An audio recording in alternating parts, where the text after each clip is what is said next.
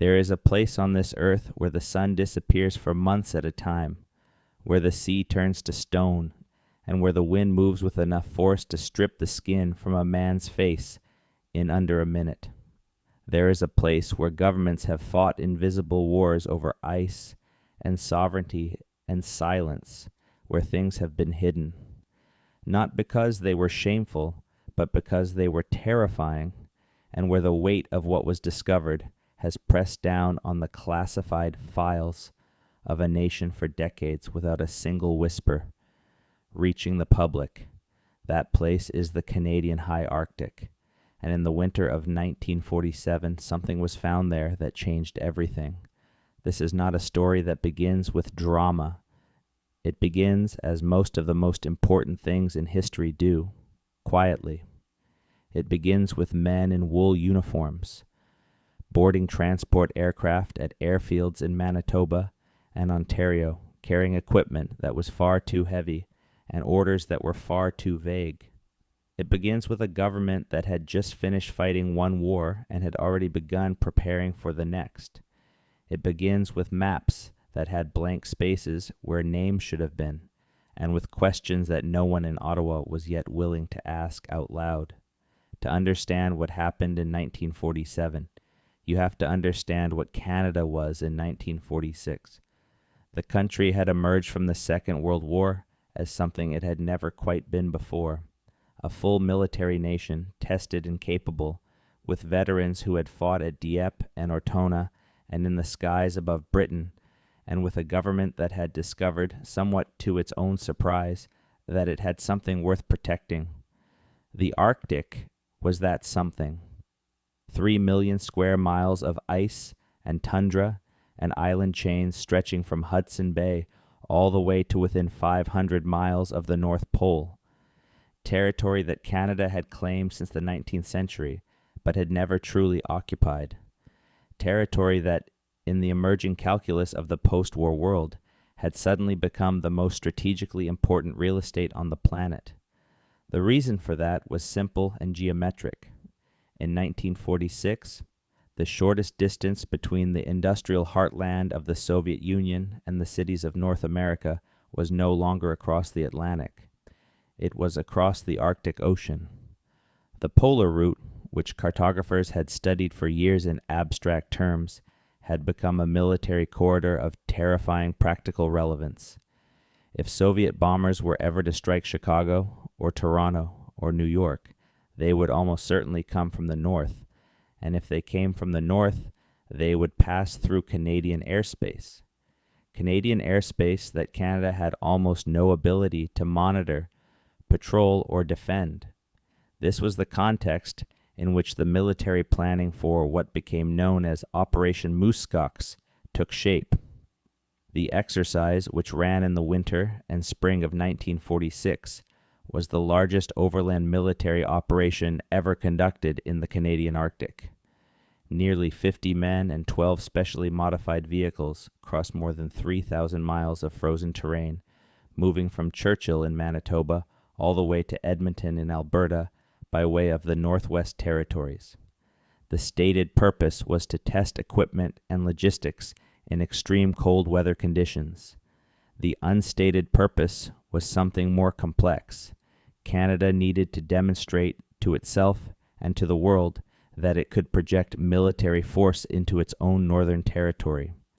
It needed to show that the Arctic was not simply a blank space on a map, but a living strategic environment that Canadian soldiers could operate in, survive in, and control. Operation Muskox was considered a success. The men survived. The vehicles mostly survived. The lessons learned about cold weather equipment and Arctic logistics were invaluable. And in the reports that came back to Ottawa, there were observations, careful, measured, professional observations, that pointed towards something that the planners had not anticipated. The Arctic was not empty. It had never been empty. And in certain places, the evidence of that fact was more recent than anyone had expected. It is important at this point to understand the geography of the Canadian Arctic archipelago because the events of 1947 are impossible to make sense of without it. The archipelago consists of hundreds of islands of varying sizes, stretching across the top of the North American continent like a broken crown. The largest of these are Baffin Island, Ellesmere Island, Devon Island, and Banks Island. Between them are channels and straits that freeze solid in winter and break into drifting ice in the brief Arctic summer. These channels, Lancaster Sound, Parry Channel, the Northwest Passage itself, had been the obsession of European explorers for 4 centuries. John Franklin had died searching for a navigable route through them. Robert Peary had crossed them on his way to the North Pole, and in 1947 they were the setting for a series of Canadian military patrols that were officially described as sovereignty exercises, but that were in practice something closer to reconnaissance missions. The patrols were conducted by aircraft. RCAF, Dakota transports, and Lancaster bombers modified for long-range Arctic operations, and by small teams of soldiers and scientists who were deposited at remote locations and tasked with conducting surveys, taking weather readings, and assessing the condition of the terrain. These were not glamorous assignments. They were cold and lonely and frequently dangerous. The men who drew these postings were a particular type: resourceful, self-sufficient, comfortable with silence and isolation in ways that most people are not.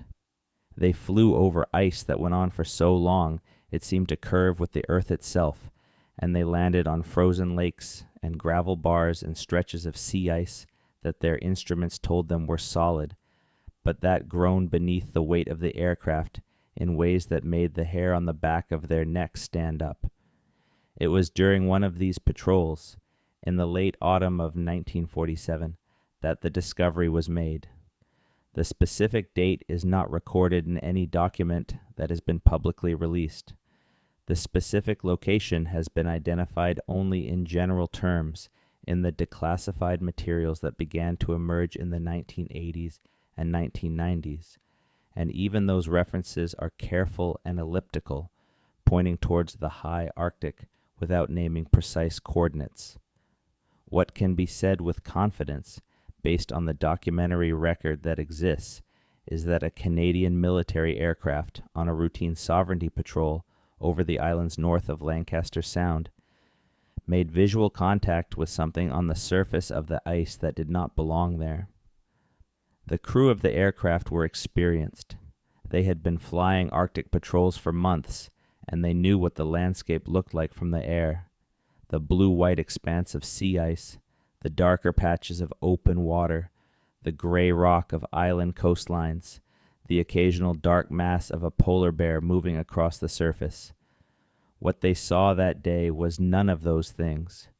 What they saw was structures, not large structures, not buildings in any conventional sense, but deliberate, constructed forms that stood out against the ice with the unmistakable geometry of human intention.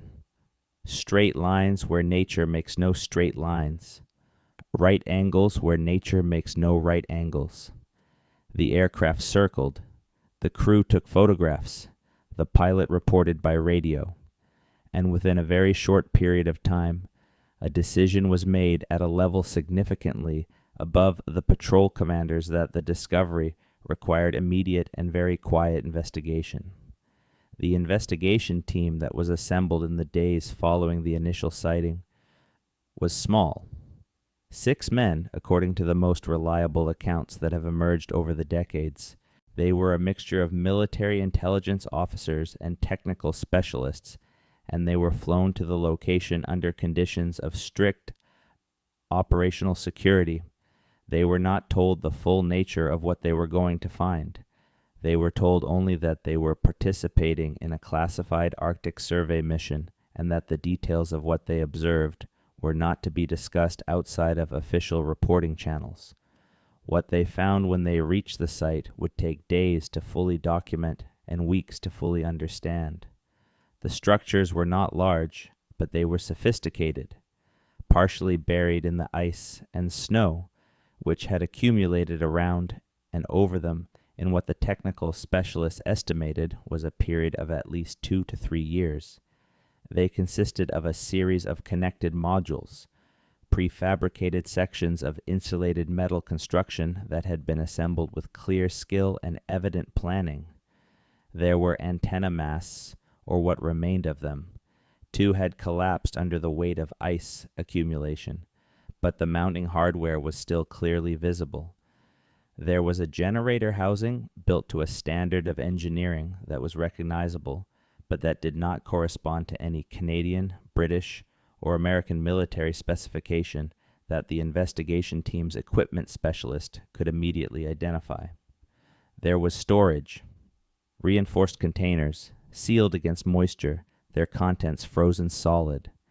And there was a communications array, partially dismantled, but still partially intact, the components of which were photographed extensively and carried back to Ottawa for analysis. The site had been abandoned. That was immediately clear. There were no bodies, no personal effects in any obvious location, no signs of violence or catastrophe. Whatever or whoever had operated this station had left it in an orderly fashion, taking with them everything that could be moved and leaving behind only what was too heavy or too structurally integrated to remove quickly.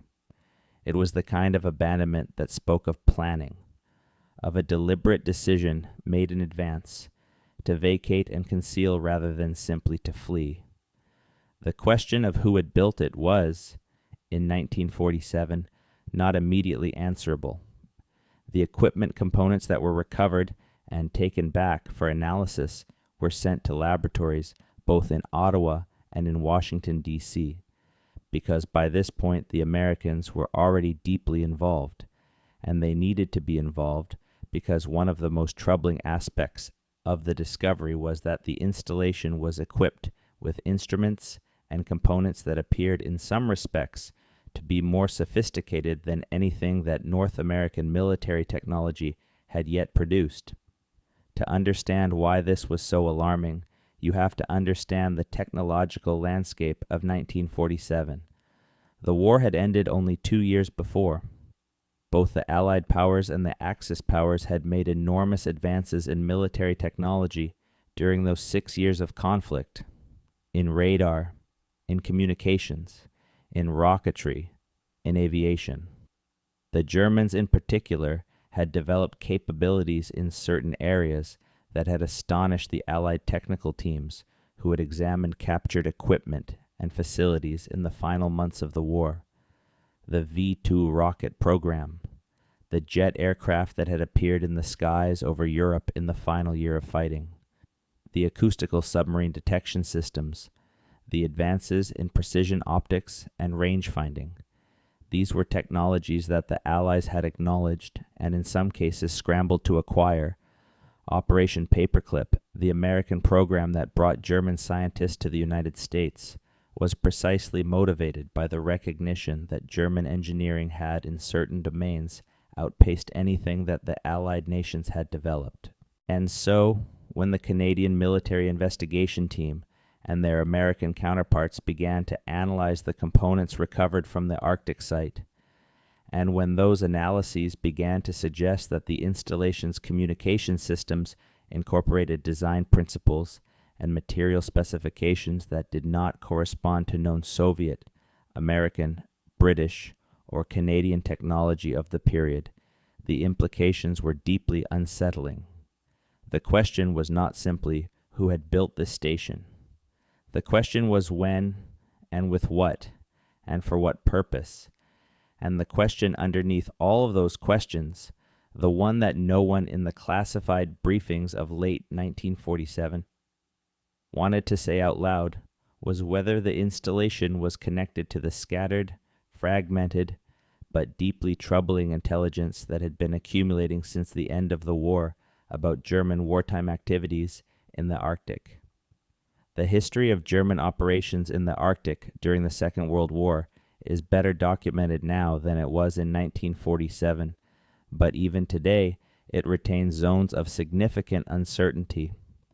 What is known is this: beginning in 1940 and continuing through 1944, Nazi Germany established a series of weather stations on Arctic islands and coastlines, on Svalbard, on Jan Mayen, on the northeastern coast of Greenland, on Novaya Zemlya.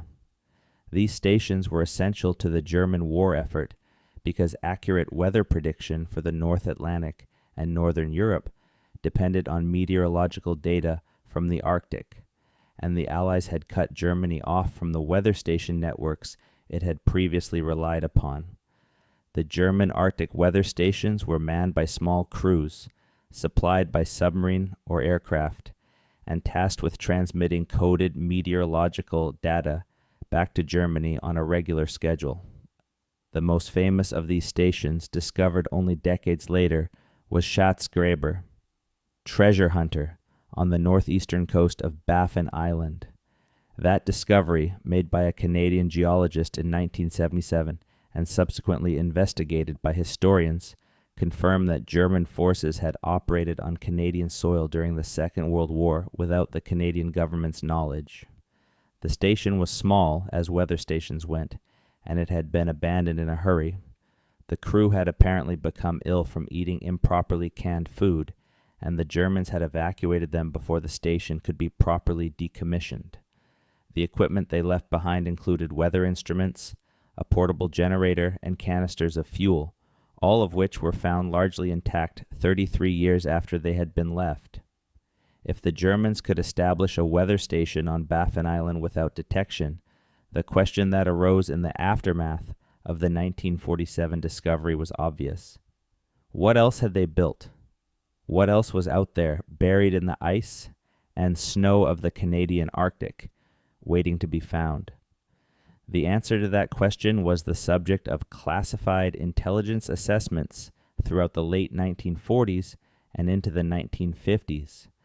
The materials that have been released under access to information requests and the memoirs and interviews of individuals who were peripherally involved in the investigations of that period point toward a picture that is fragmentary but consistent.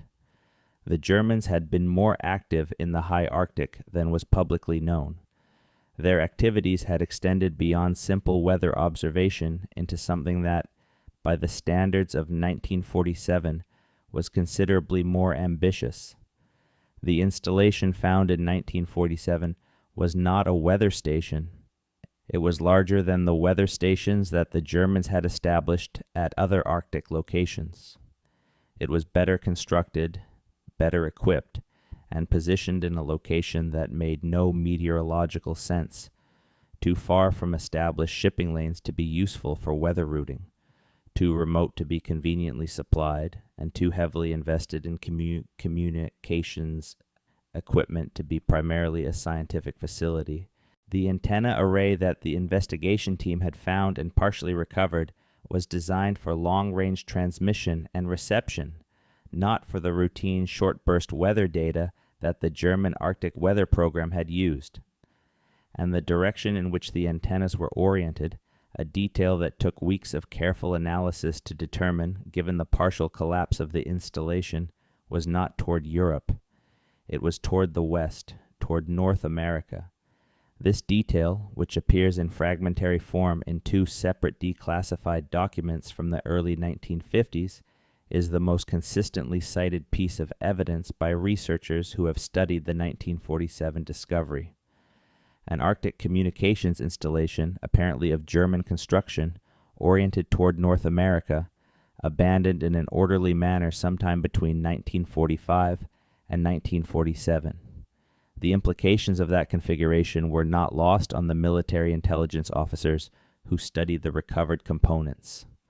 The Second World War had ended with Germany's unconditional surrender in May 1945, but the intelligence community of the Allied nations had known for years before that surrender that elements within the German military and government had been preparing contingency plans for the eventuality of defeat. Operation Paperclip, already mentioned, was the American response to the specific contingency of German technical expertise, the effort to acquire German scientists before they could fall into Soviet hands or disappear into the chaos of post-war Europe. But there were other contingencies that the Germans had planned for, and some of those plans had involved the remote possibility of continuing operations from locations beyond the reach of Allied ground forces. The German Navy, in particular, had given serious thought to the problem of continuing the war at sea, even if the homeland fell. The submarine fleet, the U-boats that had come so close to severing Britain's supply lines in the early years of the war, had been the Navy's most potent weapon, and there had been plans, discussed and in some cases partially implemented, for establishing remote supply and operations bases in locations that Allied naval forces would have difficulty reaching. The South Atlantic had been the primary focus of these planning exercises, and there has been considerable historical debate over the years about the extent to which bases in Argentina and other South American locations may have been established and used, but the North Atlantic and the Arctic were also part of those planning discussions, and the evidence that has emerged over the decades suggests that the planning was more concrete in those regions than has been generally acknowledged. What the 1947 investigation team found in the high Arctic was, according to the most credible interpretation of the available evidence, a facility that had been built by German forces in the final years of the war as part of this contingency planning. It was designed to serve as a communications relay point, a station from which messages could be sent and received across enormous distances, linking parties who wished to remain in contact without their communications being easily intercepted or traced. Its location in the high Arctic gave it both a geographic advantage. The polar route for radio waves offered propagation characteristics that were useful for certain kinds of long-range communication, and a security advantage since no one was looking for German installations in the Canadian high Arctic in 1943 or 1944. The question of who had been using it and for how long after the German surrender was the most sensitive and most difficult aspect of the investigation. The station showed signs of use well beyond the date of Germany's surrender. The ice accumulation on the external surfaces was consistent with abandonment approximately 2 to 3 years before the discovery, which would mean abandonment sometime around 1944 or 1945. But certain internal features of the installation told a different story. Equipment calibrations, chemical analysis of residues found on certain surfaces, the condition of components that were sensitive to temperature cycling and that showed patterns of wear consistent with regular use over a longer period. The analysts who examined these details reached a conclusion that was carefully worded, but unmistakable in its implications. The station had been in active use until relatively shortly before its discovery, not abandoned at the end of the war, abandoned much more recently. This conclusion was classified at the highest available level and shared with a very small number of individuals in both the Canadian and American governments. It was not shared with the public. It was not, for the most part, shared even with the broader military intelligence community. The handling of the information was confined to a small group of people who understood both the technical details and the geopolitical implications, and who were in a position to make decisions about what to do next without the information spreading in ways that could not be controlled. The reason for this extreme caution was not simply bureaucratic reflexiveness or habitual secrecy. It was rooted in a specific and very practical concern. If the station had been in use until shortly before the 1947 discovery, then whoever had been using it had known about the Canadian military's Arctic patrol program.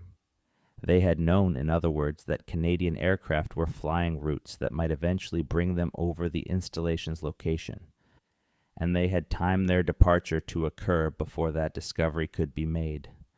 This implied a level of intelligence about Canadian military operations that was, in itself, deeply alarming. not because it was necessarily sophisticated, but because it suggested an organized capability for monitoring and responding to Canadian activities in the Arctic that was completely unexpected. The investigation, in the months following the initial discovery, proceeded along several tracks simultaneously.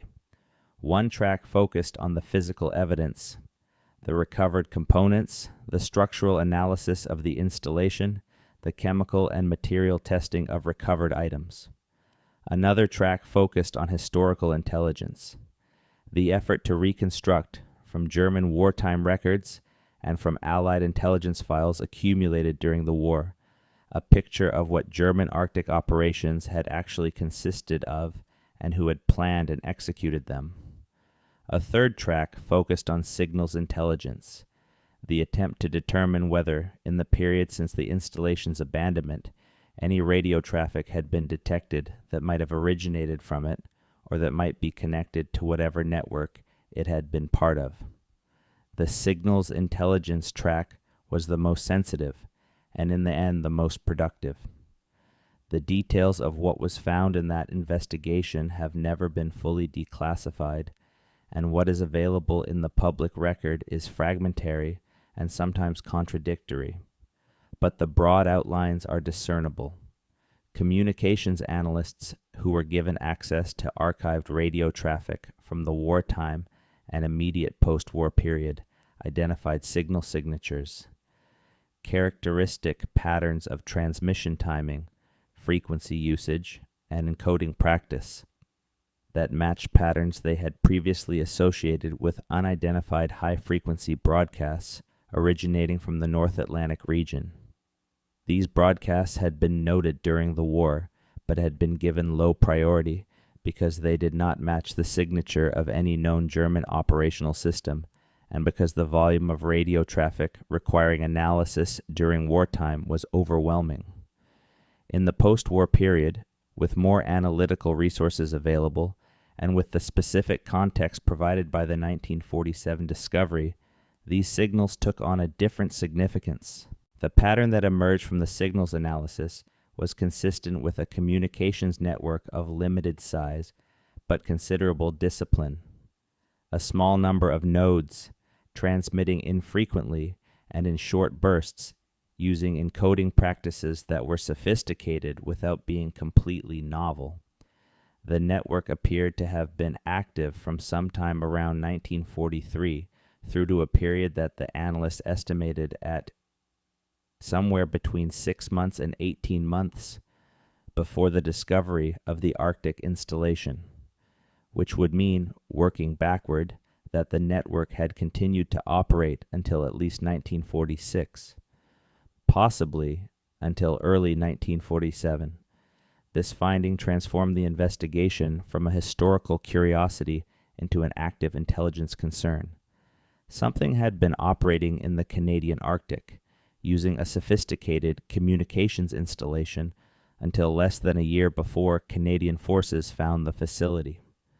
Whatever that something was, it had not been sitting passively. It had been transmitting, it had been receiving, it had been part of a network, and whoever had been at the other end of that network might still be active.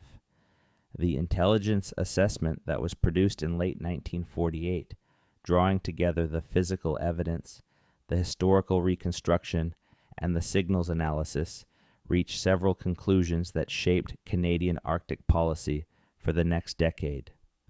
The document itself remains largely classified, but portions of it have been released in redacted form under access to information, requests filed by researchers over the past 30 years. From those portions, and from the contextual evidence of the policy decisions that followed, the key conclusions can be inferred. First, the installation in the high Arctic had been constructed by German forces, probably in 1942 or 1943, as part of a broader program of establishing covert capabilities in remote locations that could survive Germany's defeat. Second, the installation had been used, not simply maintained, until at least 1946, long after Germany's surrender by persons unknown who had continued to operate it for purposes that remained unclear, but that were presumed to be connected to whatever network the facility had been built to serve. Third, the capabilities demonstrated by the installation, its construction quality, its communication sophistication, its maintenance under Arctic conditions over multiple years, implied a level of organization and resources that exceeded what a small, informal group of German veterans could have managed independently. Fourth, and most troublingly, the network of which the Arctic installation had been a part was not fully understood, and its other nodes had not been identified. These conclusions had several immediate practical implications. The most obvious was the requirement for more comprehensive Arctic surveillance. If a sophisticated foreign facility could exist in the Canadian high Arctic for 5 or more years without detection, then Canada's ability to monitor its own territory was demonstrably inadequate. The solution to this problem was not simple or cheap.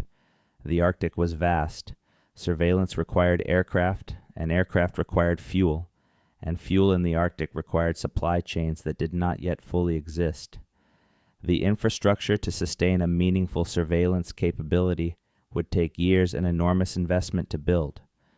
But the political will to invest in that infrastructure existed because the 1947 discovery had made concrete what had previously been an abstraction, that the Canadian Arctic was vulnerable, that this vulnerability was being exploited, and that the exploitation was of a kind that carried genuine national security implications.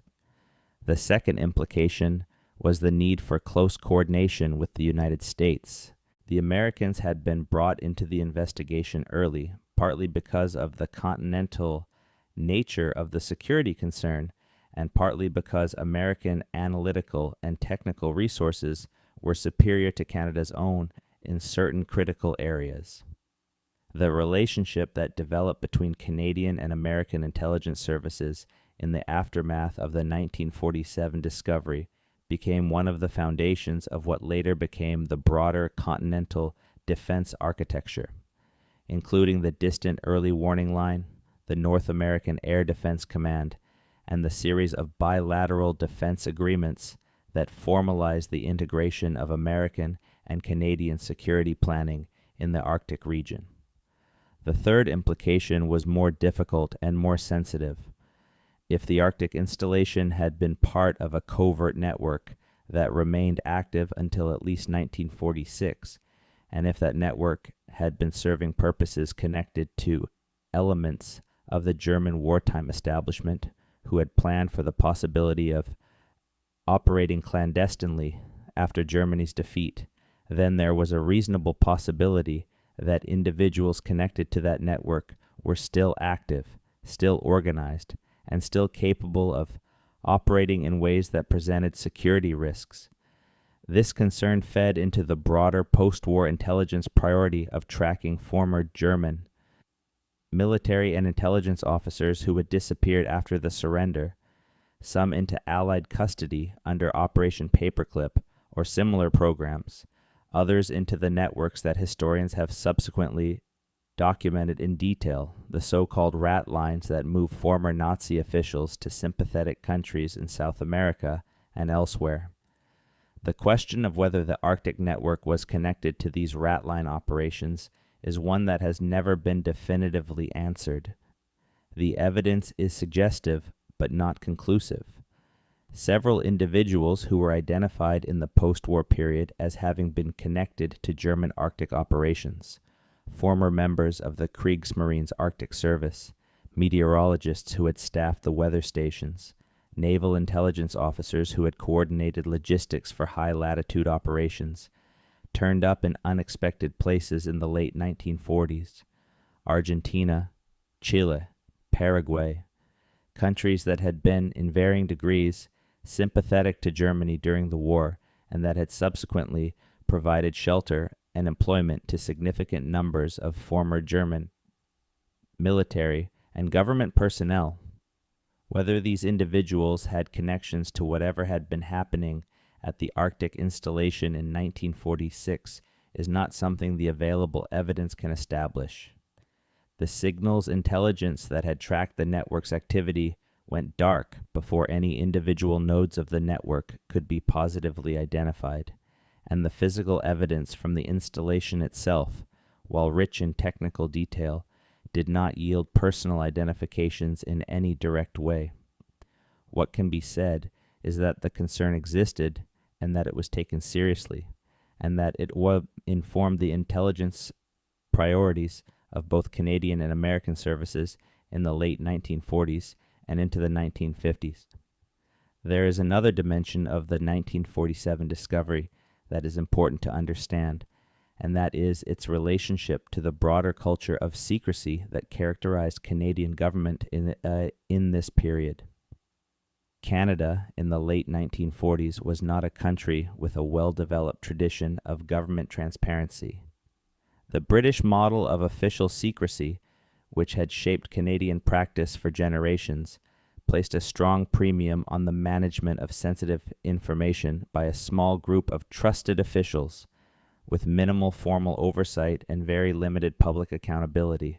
The Official Secrets Act, modeled on its British predecessor, gave the government broad powers to classify information and to restrict its disclosure, and these powers were used extensively in the post-war period as the Cold War made the calculus of information security both more complex and more consequential. The 1947 discovery was handled within this framework of official secrecy in a way that was, by the standards of the time, entirely normal. The circle of people who knew about it was kept small. The documentary record was carefully controlled. The operational files were marked at the highest classification level and stored in secure facilities. And the political leadership, the cabinet ministers and senior officials who would have been briefed on the discovery's implications, understood and accepted the constraints of operating within a system that treated sensitive national security information as something to be managed rather than disclosed. The consequence of this approach, entirely predictable in retrospect, was that the story of the 1947 discovery effectively disappeared from the active knowledge of the Canadian government within a generation. The people who had been directly involved moved on to other postings, to retirement, to death. The files in which the information was recorded were transferred from active to archival storage, classified at a level that effectively removed them from routine review. And the institutional memory that would have been needed to revisit and reassess the discovery in light of new information simply did not exist in any accessible form. It was not until the 1980s and 1990s, when the Canadian government began a more systematic effort to declassify wartime and early Cold War records, that fragments of the story began to emerge. The Access to Information Act, passed in 1983, created a formal mechanism for requesting access to government records, and researchers, historians, journalists, former military officers with an interest in Arctic history began using it. The results were initially modest. Most of the relevant files remained classified. The portions that were released were heavily redacted, but even the redacted fragments told a story, and researchers who were persistent and methodical could begin to piece together a picture from what was visible around the edges of what was still hidden. One of the earliest and most significant contributions to the public understanding of the 1947 discovery came not from the declassification process itself, but from the independent discovery of the Schatzgräber weather station on Baffin Island in 1977. That discovery, the finding of actual physical evidence of German wartime presence on Canadian soil, was a watershed moment.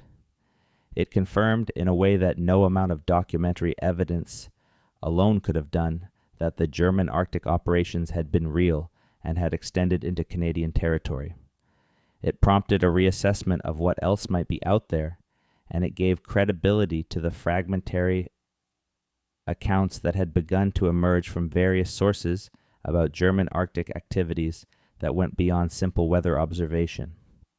The historian Peter Maguire, whose work on German Arctic operations in the second half of the 20th century drew on archival research in Germany, Britain, Canada, and the United States, made several important contributions to understanding the broader context of German high Arctic activity.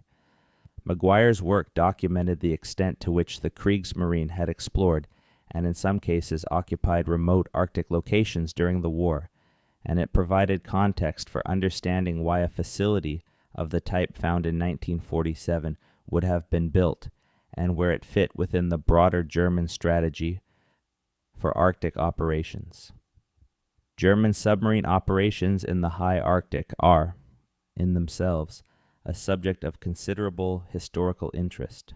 The U-boats that operated in Arctic waters during the Second World War were doing something that no submarine force had attempted before, maintaining sustained operations in one of the harshest environments on Earth, under ice conditions that their engineering had not been entirely designed to handle, against an Allied threat that included surface ships, aircraft, and increasingly effective convoy escort capabilities. The fact that they succeeded as well as they did, and the German Arctic submarine campaign, while ultimately unsuccessful in strategic terms, was operationally impressive, was testament to the quality of the crews and to the preparatory work that the Kriegsmarine had done in understanding and mapping the Arctic environment.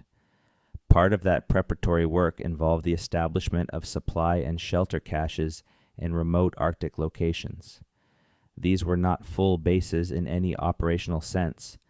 They were emergency resources positioned at locations that submarines or aircraft in distress might be able to reach. But some of them were more substantial than simple emergency caches, and the documentation of their placement and the logic of their positioning reveals a strategic geography of the Arctic that the German Navy had understood and exploited in ways that the Allied powers, focused on the immediate operational priorities of the Atlantic War, had not fully appreciated. The specific location of the 1947 installation, not publicly disclosed in any fully declassified document, but identifiable in general terms from the contextual clues in the available records, falls within a region of the Canadian high Arctic that would have been consistent with the strategic logic of German Arctic operations. It was accessible by submarine through known navigational routes that the Kriegsmarine had mapped during the war. It was within range of German long-range aircraft of the type that had been used to supply Arctic weather stations, and it was positioned in relation to the continental landmass of North America in a way that made geographic sense for a long-range communications node oriented toward the west. The question of how the installation was supplied after the German surrender, if indeed it was used, as the evidence suggests, until at least 1946, is one that has no fully satisfying answer in the available record. Several possibilities have been considered by researchers over the years. One is that the installation was supplied by submarine in the period immediately following the German surrender, before Allied naval forces had fully demobilized and before the monitoring of former German naval assets had reached an effective level. Several German submarines were unaccounted for at the time of the surrender, their last known positions in the Atlantic, and the possibility that some of these vessels made final voyages to remote Arctic or South Atlantic locations, delivering personnel, equipment, or supplies before their crews dispersed, has been considered by naval historians and intelligence researchers for decades. Another possibility is that the installation, by the time of Germany's defeat, was already substantially self-sufficient for a limited period and was operated by a small resident crew using stored supplies until those supplies were exhausted or until circumstances required abandonment. The size of the installation, as documented in the 1947 investigation report, is consistent with supporting a crew of 3 to 6 people for an extended period, and the storage capacity that was evident from the structural analysis would have been sufficient for 18 to 24 months of independent operation.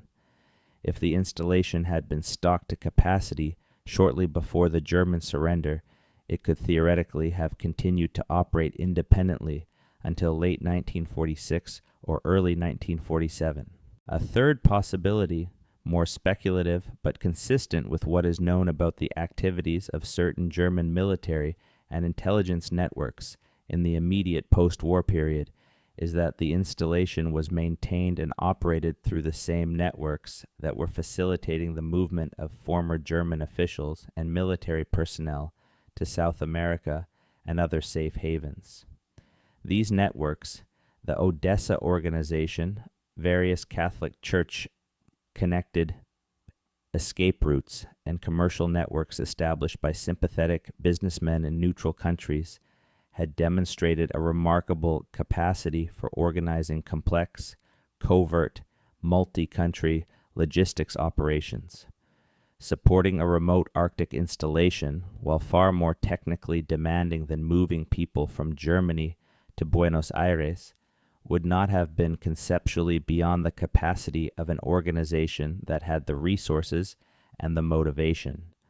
The motivation, in this scenario, was the ongoing utility of the communications network that the Arctic installation anchored.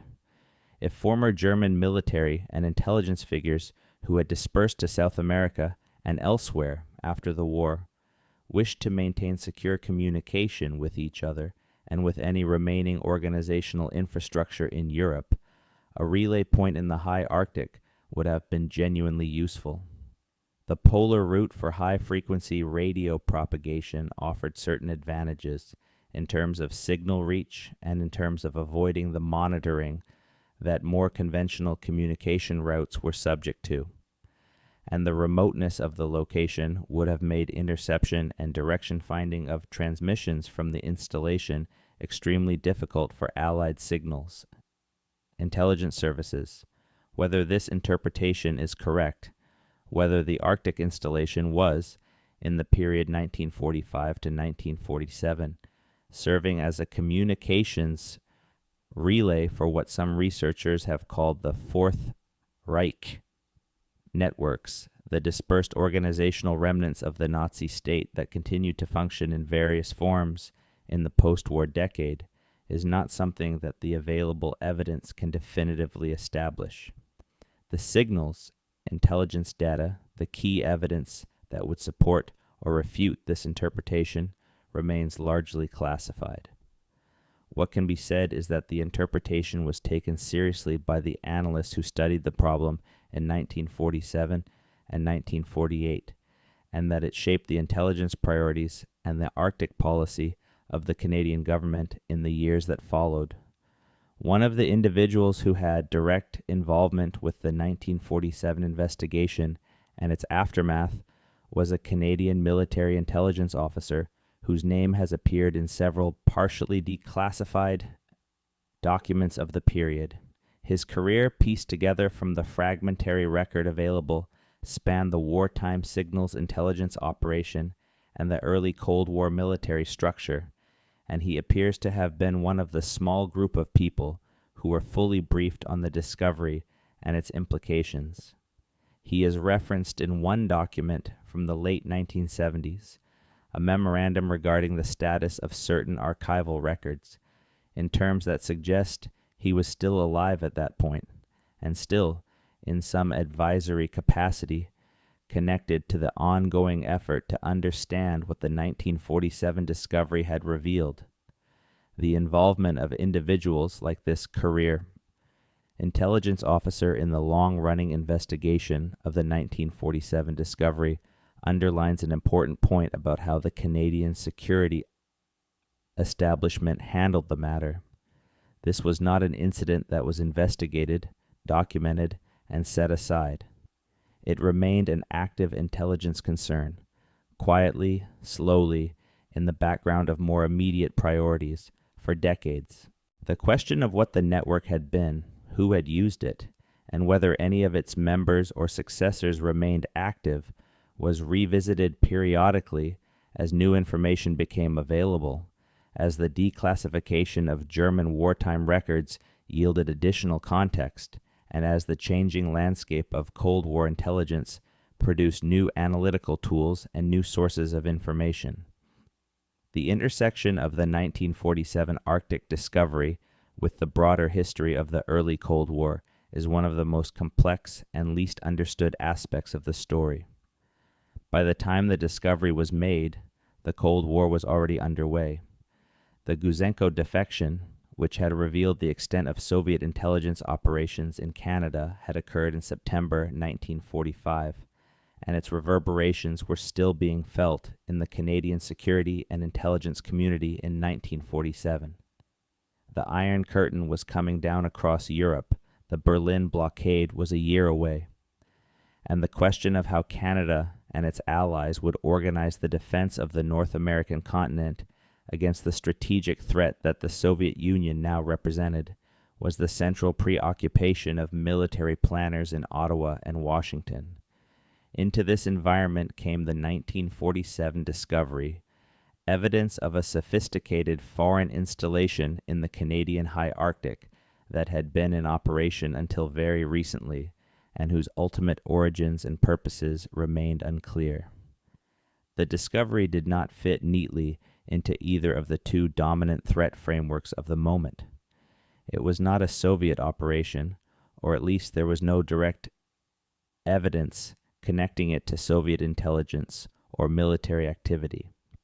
It was not a straightforward German Nazi continuation, because whatever had been happening at the installation since 1945 had continued in a period when the Third Reich had formally ceased to exist. It was something else, something that occupied an uncomfortable space between the clearly understood threat of Soviet communism and the partially understood but poorly documented threat of German nationalism's afterlife. This ambiguity was part of what made the discovery so difficult to manage politically and strategically. A Soviet installation in the Canadian Arctic would have been alarming, but it would have been categorizable. It would have fit into a framework of hostile power competition that policymakers understood and had tools to address.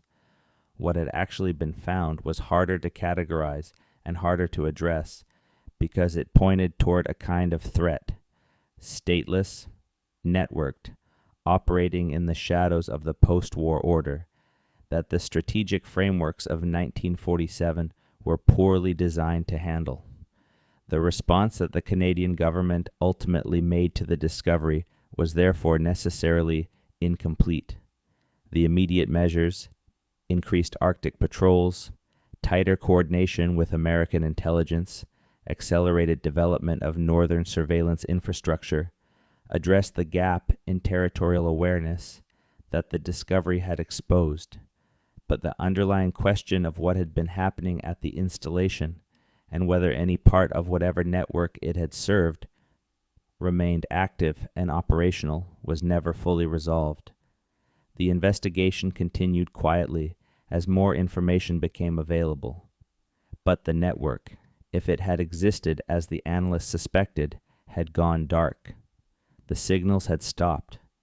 The people, if there were people, had dispersed, and the ice of the Canadian high Arctic had slowly, implacably, continued its work of burying and erasing whatever had been left behind. There is a postscript to the story that adds one more layer of complexity to an already complicated picture. In the decades following the 1947 discovery, as the infrastructure of the Cold War's Arctic defense system was built, the distant early warning line, established in the 1950s, the various radar installations and military facilities constructed on Canadian Arctic islands and coastlines, the mapping and survey programs that gave the Canadian military and government a much more detailed picture of their northern territory than had previously existed, additional anomalies were found. Not structures as elaborate or as significant as the 1947 installation. Smaller things. Disturbed terrain in locations where no known human activity had occurred. Cache sites containing equipment and materials of uncertain age and origin. antenna foundations that match no Canadian or American military specification of the period in which they appeared to have been constructed. Some of these findings were investigated and explained. Some were found to be the remnants of wartime Allied activities that had simply not been documented in accessible records. The Arctic was a place where a great deal happened during the war that was poorly recorded. Some were found to be the remnants of indigenous activities from much earlier periods, misidentified in initial assessments as more recent, but some remained unexplained, logged in reports forwarded up the chain of command, and then nothing.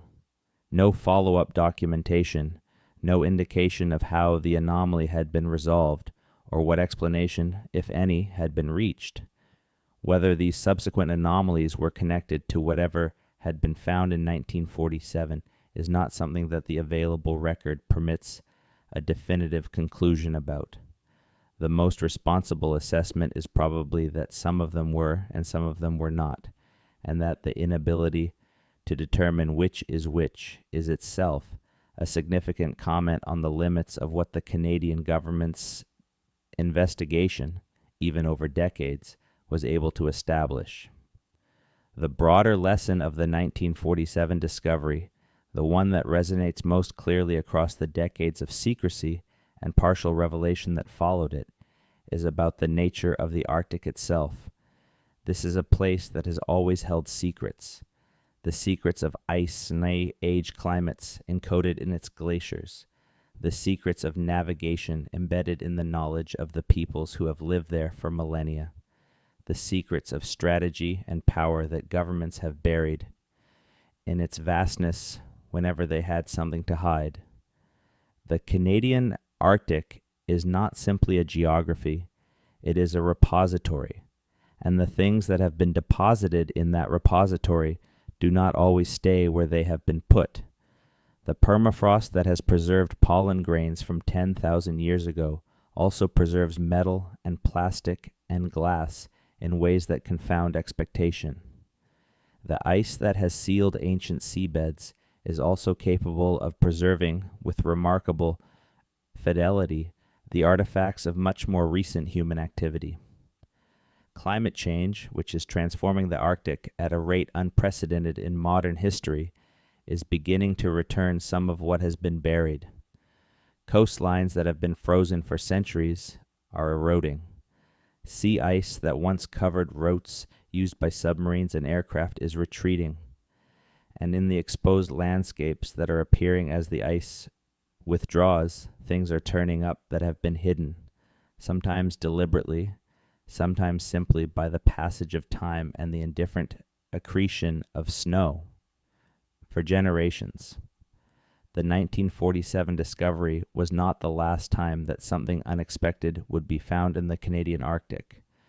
It was not the last time that something found in the Arctic would turn out to be more significant, more recent, and more troubling than it initially appeared.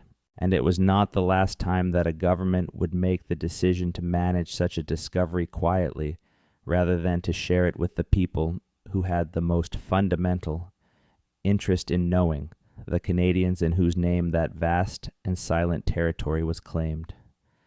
There is a small monument in a community on Baffin Island, one of those communities that sits at the edge of a landscape so large and so indifferent that the presence of human beings within it seems almost provisional, and the monument marks the site of the Schatzgraber weather station. It is a modest thing, a cairn of stones with a plaque explaining what was found here and why it matters. School groups come sometimes to look at it.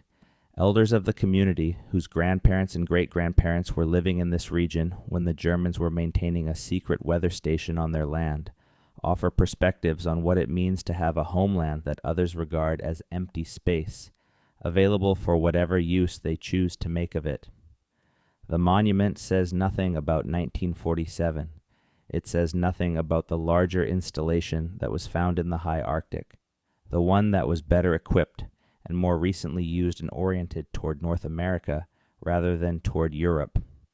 It says nothing about the classified investigation that followed, the signals, intelligence analysis, the collaboration with American services, the policy changes that the discovery prompted. It says nothing because it does not know. The monument knows only what is publicly known. And publicly, the 1947 discovery doesn't exist. There is no monument for it. There is no plaque. There is only ice and distance and the slowly diminishing secrecy of a government that has not yet decided, more than 7 decades later, that the time has come to tell the full story. The men who made the discovery are dead. The men who investigated it are dead. The men who classified it and stored it and forgot it and rediscovered it in the archives and classified it again are mostly dead. What remains is the fragmentary documentary record, the partially redacted files, the references in memoirs that allude without explaining, the signals, intelligence archives that have been more completely released in Britain and the United States than in Canada, and that in their overlap with Canadian materials allow careful researchers to triangulate toward conclusions that the Canadian records, standing alone, will not support. What remains also is the Arctic itself, changing in some respects, transformed beyond recognition from what it was in 1947, but still vast, still cold for most of the year, still capable of keeping secrets in the way that only very large and very indifferent landscapes can. The installation, if anything of it remains, is under ice that has been accumulating for more than 75 years. The communications equipment has long since corroded beyond any functional use. The antenna masts have collapsed. The storage containers are crushed by the weight of accumulated snow. But the foundation is almost certainly still there. The structural supports, built to the engineering standards of a military establishment that prided itself on its technical quality, are sitting beneath the ice of the high Arctic, waiting. Climate change may eventually expose them. A receding coastline, an unusual melt season, a storm that scours a stretch of terrain that has been undisturbed for decades. Any of these could bring something to the surface. And if and when that happens, the question of what it is and what it means will no longer be manageable through classification and the patient erosion of institutional memory. It will be visible. Physical? Real in a way that documents and signals, intercepts and analytical assessments, however carefully constructed, can never quite be. The Canadian government will have to decide at that point what to say, whether to acknowledge what it has known since 1947 or to continue the performance of ignorance that has served whom exactly, and for what purpose, becomes harder to answer with each passing decade. For more than 3 generations. What was found in the Canadian Arctic in 1947 was not simply an installation. It was not simply evidence of wartime German operations that had extended beyond the war's end. It was not simply a signals intelligence puzzle, or a sovereignty concern, or a Cold War security problem, though it was all of those things. What was found was a reminder, a cold, precise, geometrically perfect reminder that the world does not arrange itself according to the categories and timelines that governments find convenient, that history does not end on the dates that surrender documents are signed, that the ice keeps what it is given and returns it when it chooses. The soldiers who found the installation in 1947 went home. They filed their reports. They followed their orders not to speak about what they had seen. Most of them, probably, were relieved to be given a framework for not speaking about it, because what they had seen in the high Arctic in that winter was genuinely difficult to process. Evidence of an organized, sophisticated, purposeful human presence in a landscape that was supposed to be empty. Evidence that the world they had returned to from the war was less cleanly resolved than they had been told it was. Some of them, almost certainly, spent the rest of their lives thinking about what they had found on that frozen island in the high Arctic. what it had been, who had built it, who had used it, and for how long and for what, and what, if anything, the people who had used it had achieved before they disappeared into the same silence that the Arctic imposes on everything that enters it. Those questions have not been answered, not fully, not publicly, perhaps not privately either, in any complete and satisfying way. The investigation produced conclusions, but conclusions hedged with uncertainty, qualified by the limits of what the evidence could support, haunted by what the evidence suggested but could not prove. This is the nature of the 1947 discovery. Not a mystery in the sense of a puzzle with a solution that exists and simply needs to be found. A mystery in the older, deeper sense of something that points toward a truth too large and too complicated to be contained within any single account. A truth about the hidden history of the Second World War and its afterlife. A truth about the Canadian Arctic as a strategic environment that has been fought over, used, exploited, and concealed from the Canadian public for as long as Canada has existed as a modern state. A truth about the relationship between governments and the people they govern, and about the things that governments decide, rightly or wrongly, for reasons that are sometimes defensible and sometimes not, that the people are better off not knowing. The ice holds that truth, the archives hold fragments of it, and someday, in the erosion of a coastal cliff, in the release of a classified file, in the memoir of someone who was there or who knew someone who was there, more of it will come to light. Until then, the Arctic keeps its secrets, as it has always kept them, as it may, for a little while longer, continue to keep them still.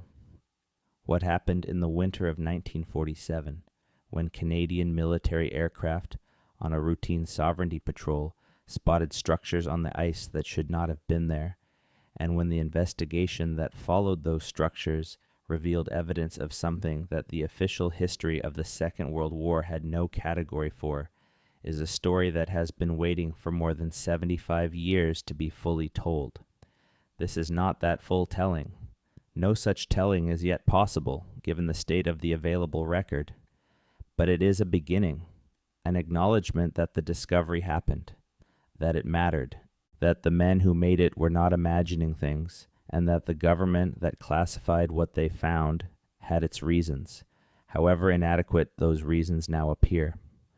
The Canadian Arctic was not empty in 1947.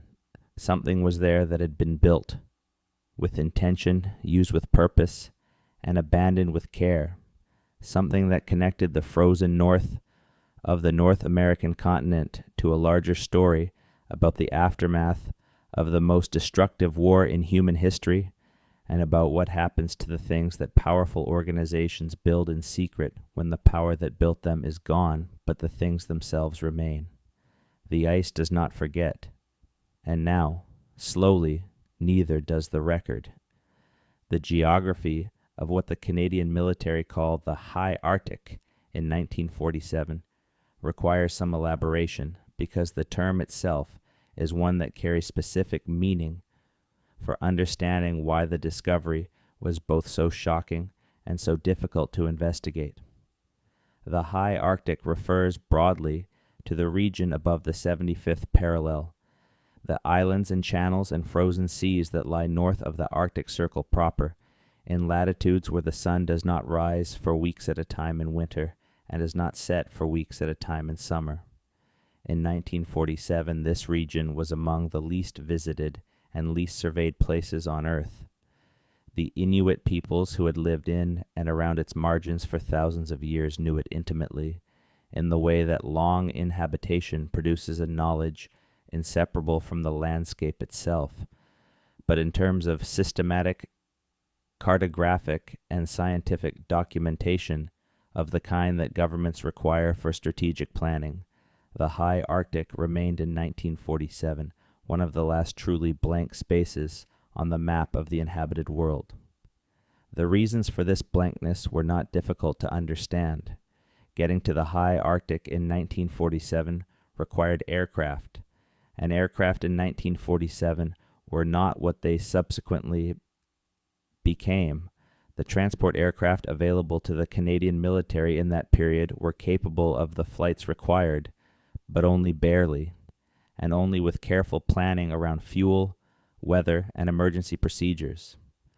A flight from southern Canada to the high Arctic islands took many hours in aircraft, whose performance characteristics did not leave wide margins for error. Navigation in a region where magnetic compasses behaved unreliably due to proximity to the magnetic pole required specialized training and instruments. And the weather, the unpredictable, violent, occasionally catastrophic weather of the high Arctic, could ground aircraft for days at a time, or if it caught a crew unprepared, could kill them with a speed and indifference that was difficult to fully appreciate until you had experienced it. The men who flew the sovereignty patrols in 1947 were therefore a select group. They were drawn from the RCAF's transport and maritime patrol squadrons, men who had spent the war years doing things that were dangerous enough by any ordinary measure, flying supply routes over the North Atlantic, patrolling for submarines off the Canadian coast, ferrying men and equipment to forward bases in conditions that tested the limits of their aircraft and their skills. They were not, in other words, unfamiliar with hardship or with the particular demands of long-range flying in difficult conditions. But the Arctic was different from what they had known. It was colder, obviously, but it was also stranger. The quality of the light, in the months when there was light, was something that new arrivals consistently described in their letters and diaries as unlike anything they had encountered elsewhere. The ice, seen from altitude, had a visual texture that played tricks with depth, perception, and scale. A piece of sea ice the size of a football field could, from 5,000 feet, look like something the size of a postage stamp. An island that appeared close could be an hour's flying away. The landscape resisted the intuitive spatial reasoning that flying elsewhere had trained into you, and until you had developed a new set of intuitions calibrated to the Arctic's specific optical properties, flying it was an exercise in disciplined uncertainty. It was against this background that the crew of the Sovereignty Patrol aircraft made their discovery.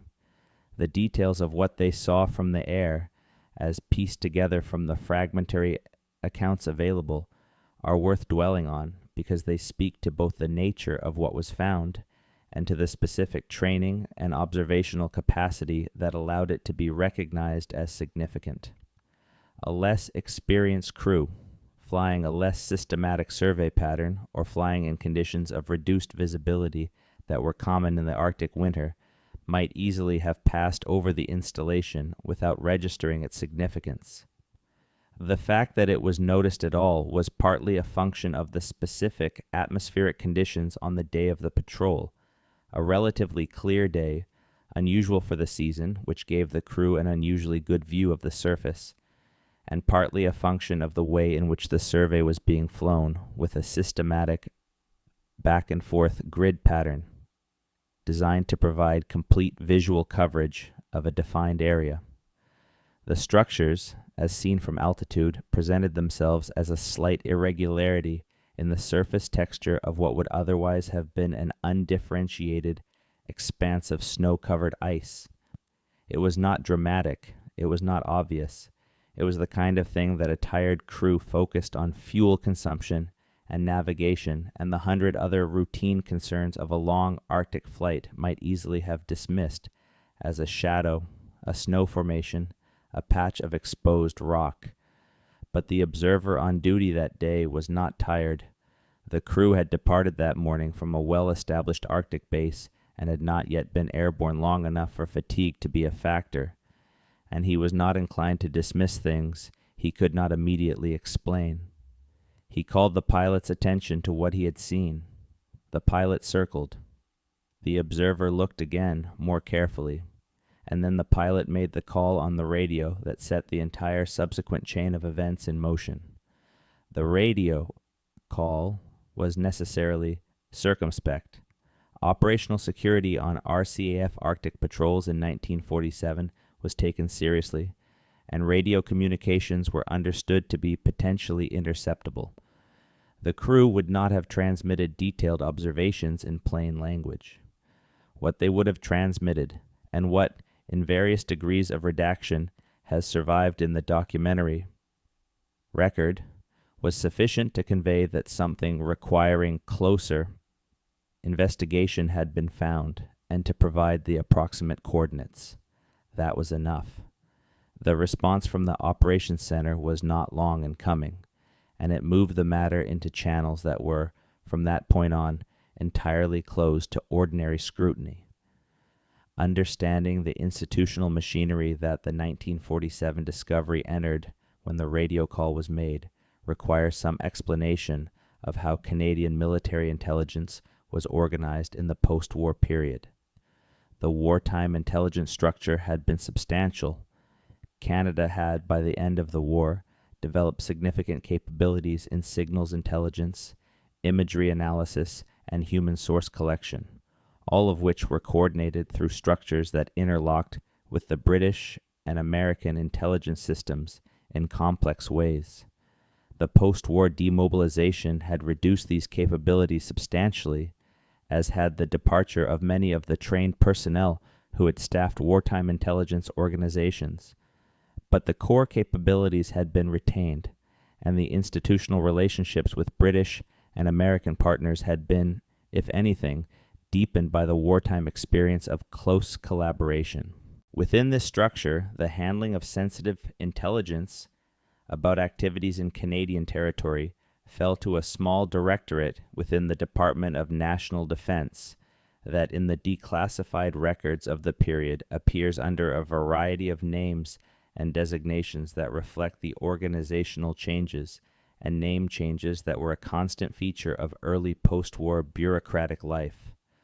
The directorate's function was the analysis and assessment of intelligence relating to potential foreign activities on or near Canadian soil, and it was this directorate that took the radio call from the Arctic Patrol and determined that what had been reported required immediate follow-up.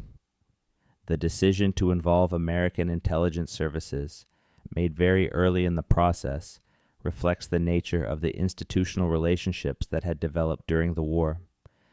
Canada and the United States, by 1947, had already established the patterns of intelligence sharing that would become formalized in subsequent years through the UQC agreement and its associated frameworks. For a discovery of the kind that had been made, involving potential foreign military activity in a region of strategic continental importance, the involvement of American intelligence was less a matter of choice than of established procedure. The Americans had analytical resources, particularly in signals intelligence and technical intelligence, that the Canadian Directorate did not have access to on its own, and the implications of the discovery, if the initial assessment proved correct, were as much an American concern as a Canadian one. The American analysts who were brought into the investigation in the weeks following the discovery brought with them a body of knowledge about German wartime activities in the Arctic that, while imperfect and incomplete, was considerably more developed than anything available in Canadian files. The American intelligence community had been collecting and analyzing information about German Arctic operations since the early years of the war, motivated partly by the strategic importance of the Arctic for transatlantic supply routes, and partly by the specific concern that German presence in the Arctic might complicate the routing of Lend-Lease convoys to the Soviet Union. By 1945, the American files on German Arctic activities included detailed information about known weather station locations, identified supply routes, submarine operations in Arctic waters, and the organizational structure of the Kriegsmarine's Arctic Command. It was the American analysts, drawing on this accumulated knowledge, who were first able to suggest a credible framework for understanding what had been found. The installation's construction characteristics, the specific type of insulated prefabricated modules used, the foundation design, the generator and power systems, were consistent with what was known about German military construction in Arctic environments. The communications equipment, while more sophisticated than what was known to have been used at German weather stations, was consistent with what might have been produced by a German engineering program that had been pushing the technical boundaries of long-range communications in the 1942-1944 period, and the location, cross-referenced against the known parameters of German Arctic submarine operations, was within the operational reach of U-boat types that had been active in the high Arctic during the war. What the American analysts could not readily explain, what neither the American nor the Canadian analysts could readily explain, was the evidence suggesting continued use of the installation after Germany's surrender. This evidence was the sticking point around which the entire investigation turned. It was what transformed a historically significant but ultimately retrospective intelligence finding into an active security concern, and it was what gave the 1947 discovery its peculiar character, the quality of a mystery that was not simply a puzzle about the past, but a question about the present. The technical details of how this conclusion was reached are among the most carefully classified aspects of the entire affair. The analysts who examined the recovered components and the physical evidence of the installation's use were drawing on methodologies that were, in 1947, at the cutting edge of forensic intelligence analysis.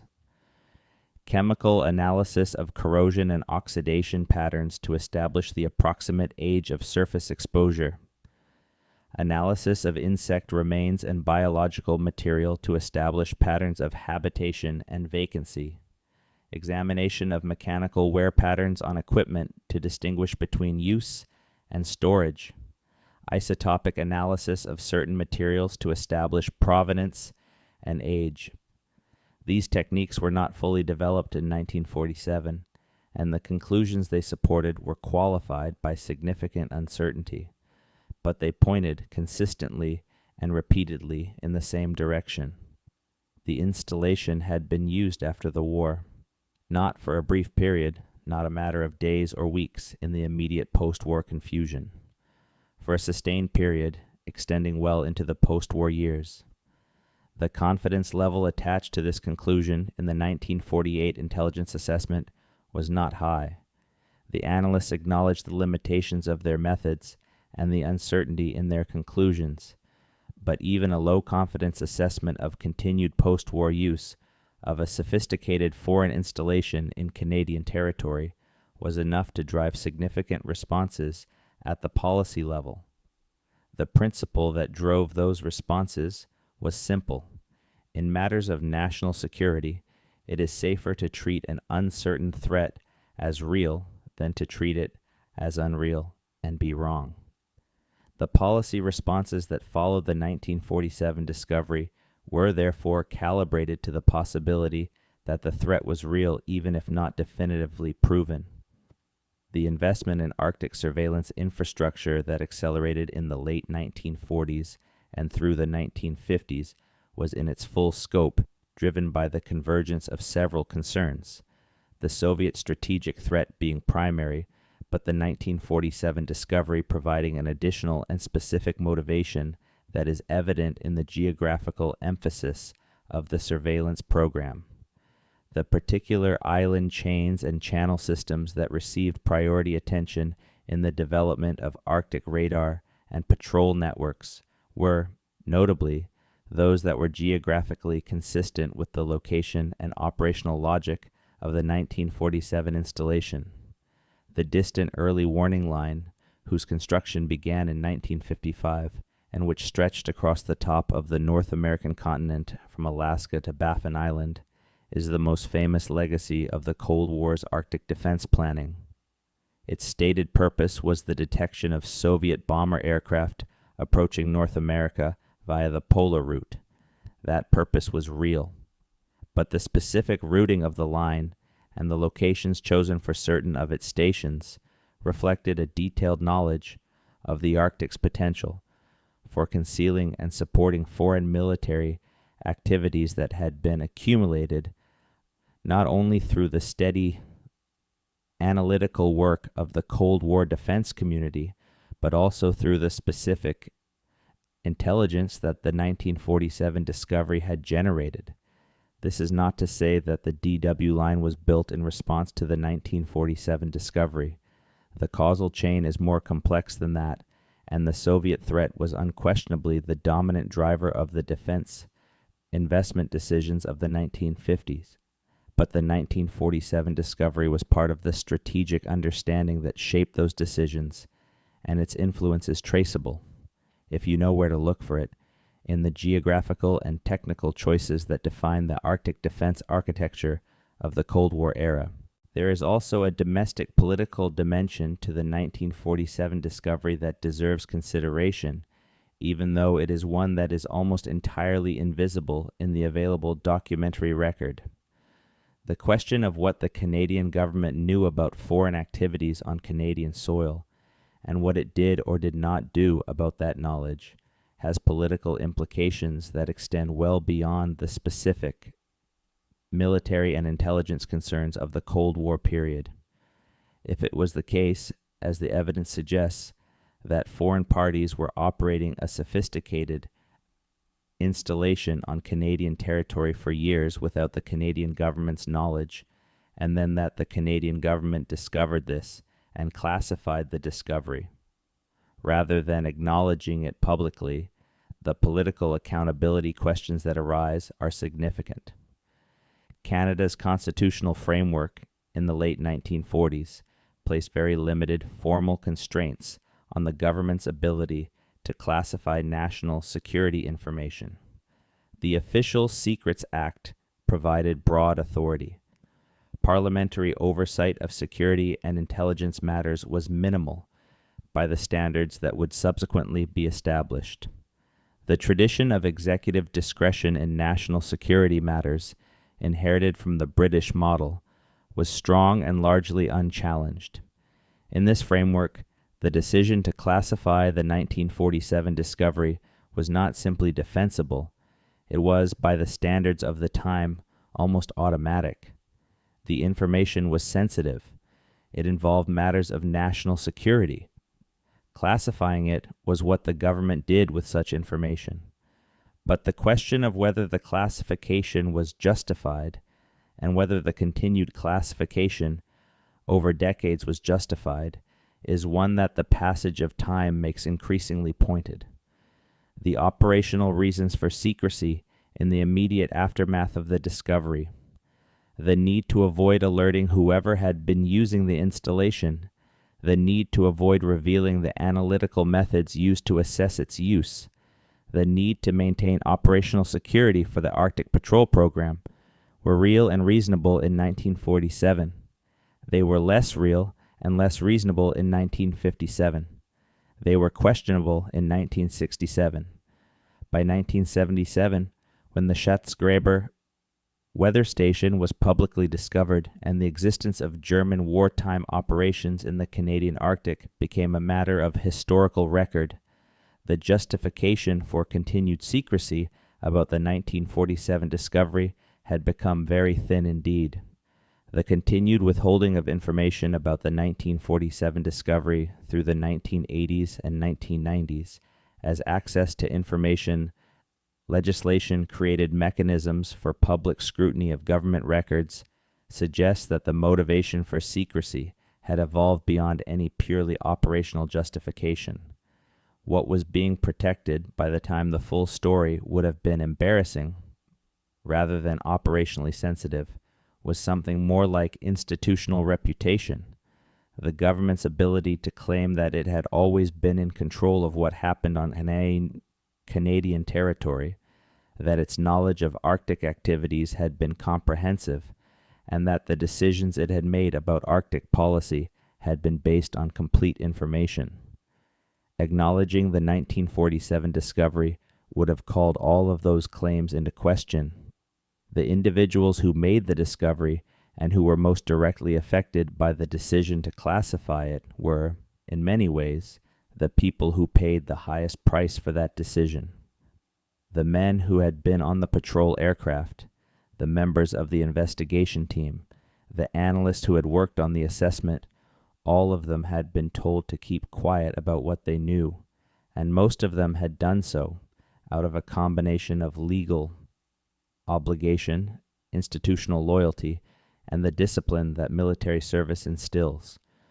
What they had seen and learned was not something they could discuss with their families, their colleagues, or their friends. It was not something they could include in their memoirs if they chose to write them. It was not something they could use to satisfy the natural human desire to make sense of an experience that had been, by any measure, genuinely extraordinary.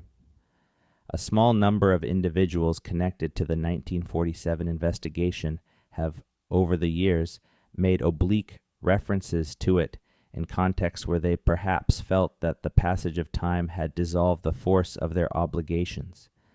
These references, in letters, in interviews given to researchers, in comments made at reunions of Arctic veterans, are among the most valuable fragments available to anyone trying to reconstruct the story. They do not contain classified information in any operational sense. They contain instead the human texture of the experience, the cold, the isolation, the specific quality of the discovery's impact on the men who made it, and the weight of the silence they subsequently carried.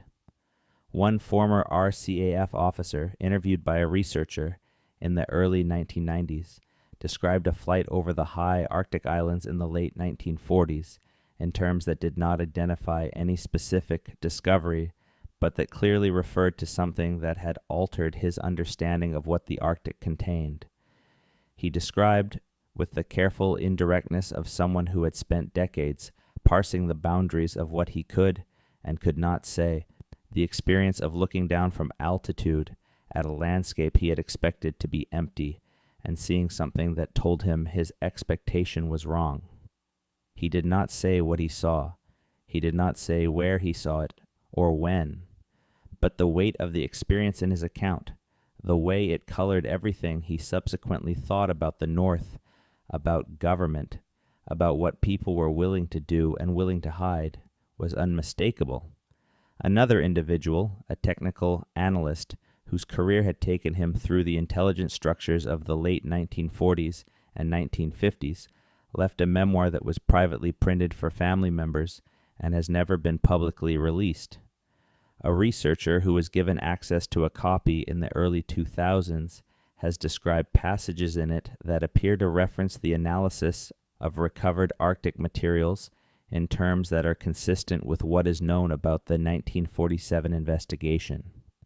The analyst described in general terms working on materials that were unlike anything he had previously encountered in his career, materials that combined technical sophistication with contextual mystery in ways that resisted easy categorization. He described the experience of working on a problem whose full dimensions were never shared with him, and whose resolution, if there was a resolution, he was never informed of. These human fragments, the oblique memoir, the careful interview, the letter that says more in what it doesn't say than in what it does, are the face of a larger story that official documents, even partially declassified ones, cannot fully convey. The 1947 discovery was not just a set of technical facts and policy implications. It was an experience, an encounter with something unexpected in a place that was already demanding and disorienting, an encounter that then had to be carried in silence for years and decades. The human cost of that silence is real, even if it is impossible to quantify precisely. The relationship between the 1947 discovery and subsequent developments in Canadian Arctic sovereignty is one that deserves particular attention because it illustrates how a single classified intelligence finding can have effects that ripple through decades of policy making without those effects ever being publicly acknowledged or attributed to their actual cause. Canadian Arctic sovereignty has been a recurring source of anxiety in Canadian public and political life since the late 19th century, and it remains so today. The anxiety stems from a fundamental tension. Canada claims sovereignty over an enormous territory that it has historically been unable to fully occupy, monitor, or defend. This tension has manifested itself in various ways over the years. Disputes with the United States over the status of the Northwest Passage, concerns about foreign submarine operations in Arctic waters, debates about indigenous land rights in the Northern Territories, and the growing strategic significance of Arctic resources as climate change makes them more accessible. The post-war period was in many ways the crucible in which contemporary Canadian Arctic policy was forged. The decisions made in the late 1940s and 1950s about how to assert Canadian sovereignty, how to develop Arctic infrastructure, and how to manage the relationship between Canadian and American strategic interests in the region had consequences that define the shape of Canadian Arctic governance for generations. And those decisions were made against a background that included, as one of its significant elements, the intelligence picture generated by the 1947 discovery. The most direct expression of that influence is in the pace and geographical focus of Arctic sovereignty patrols in the years immediately following 1947. The patrol program was expanded significantly, with new routes added and existing routes flown more frequently. The islands and channels of the high Arctic, previously covered by infrequent and geographically limited patrols, were systematically surveyed over the following 2 to 3 years in a way that was disproportionate to the official justifications offered at the time. The official justification was always the Soviet threat, the need to develop familiarity with Arctic routes and conditions against the possibility of a polar Soviet attack. That justification was real, but the specific pattern of the expanded patrols, the geographical emphasis on the island chains and channels of the central and eastern high Arctic, is more consistent with the 1947 discovery specific location than with the generalized Soviet threat, which would have argued for a more westward focus on the Beaufort Sea and the Alaskan approaches. The second direct expression of the 1947 discovery's influence is in the development of Canadian technical intelligence capabilities in the late 1940s and 1950s. The discovery had exposed a gap in Canada's ability to analyze certain types of technical intelligence, particularly the forensic analysis of materials and the interpretation of signals from unusual or unidentified sources. Investments were made in the post-war period to close these gaps, and the institutions established in that period became the foundation of the technical intelligence capabilities that Canada maintains to this day. The specific analytical techniques developed in response to the challenges posed by the 1947 installation, materials analysis methods, signals pattern recognition, approaches, Arctic-specific forensic methods, were subsequently applied to a wide range of other intelligence problems throughout the Cold War period. The Arctic itself, meanwhile, continued to be the subject of discovery and surprise. The sovereignty patrols conducted in the years after 1947 found additional anomalies, as has been noted. Some were explicable, some were not.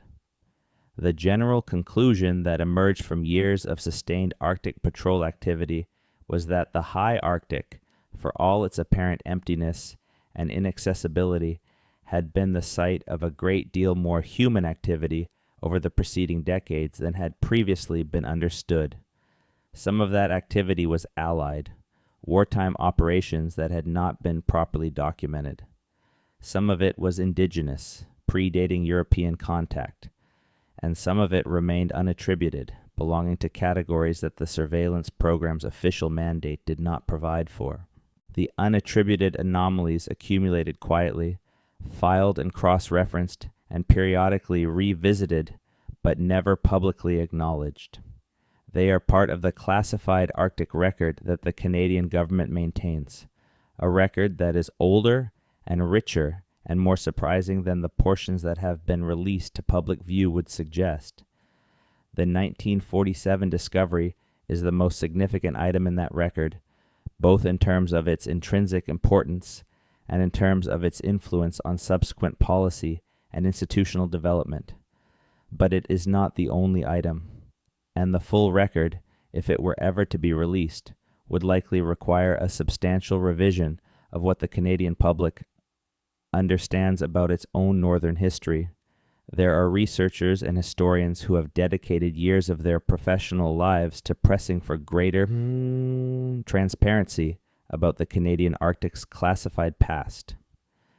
They work through access to information requests, through the painstaking reconstruction of documentary records from partial releases and from records in allied countries, and through the oral history work of collecting accounts from individuals who were part of the events in question before those individuals are gone. Their work is not glamorous, and it does not always yield dramatic results. The archive releases trickle rather than pour. The interviews with aging veterans produce hints and fragments rather than confirmations. The reconstruction is slow and incomplete, but it is happening. The picture that is emerging, piece by piece, from this accumulation of research effort is one that is considerably more complex and considerably more interesting than the official history of Canada's Arctic policy would suggest.